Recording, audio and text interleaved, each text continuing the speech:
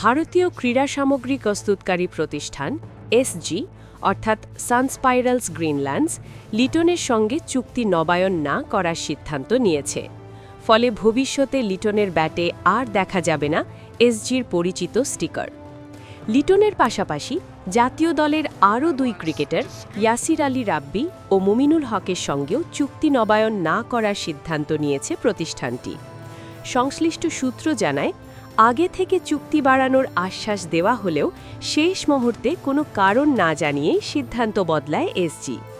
বিষয়টি নিয়ে প্রতিক্রিয়া জানিয়ে টেস্ট দলের সাবেক অধিনায়ক মুমিনুল হক বলেন, আমি শুধু শুনেছি লিটনের সঙ্গে এসজির চুক্তি বাতিল হয়েছে।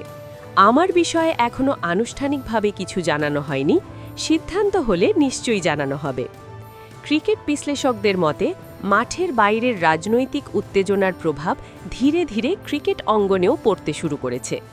এর আগেও আইপিএল নিলামে কলকাতা নাইট রাইডার্স ৯ কোটি ২০ লাখ রুপিতে মুস্তাফিজুর রহমানকে দলে ভেড়ালেও ভারতের কিছু উগ্রবাদী গোষ্ঠীর প্রতিবাদের মুখে শেষ পর্যন্ত বিসিসিআইয়ের হস্তক্ষেপে তাকে ছাড়তে বাধ্য হয় ফ্র্যাঞ্চাইজিটি। এই পরিস্থিতি নিয়ে উদ্বেগ প্রকাশ করেছে বাংলাদেশ ক্রিকেট বোর্ডও। ক্রিকেটারদের নিরাপত্তার বিষয়টি সামনে এনে আসন্ন টি-20 বিশ্বকাপে বাংলাদেশের ম্যাচগুলো ভারতের বাইরে অন্য কোনো ভেন্যুতে আয়োজনের দাবি জানিয়েছে বিসিবি। সব মিলিয়ে রাজনৈতিক টানাপোড়েনের ছায়া এখন স্পষ্টভাবেই পড়ছে ২ দেশের ক্রিকেট সম্পর্কের ওপর, যার সরাসরি প্রভাব পড়ছে বাংলাদেশি ক্রিকেটারদের পেশাগত সুযোগ সুবিধায়।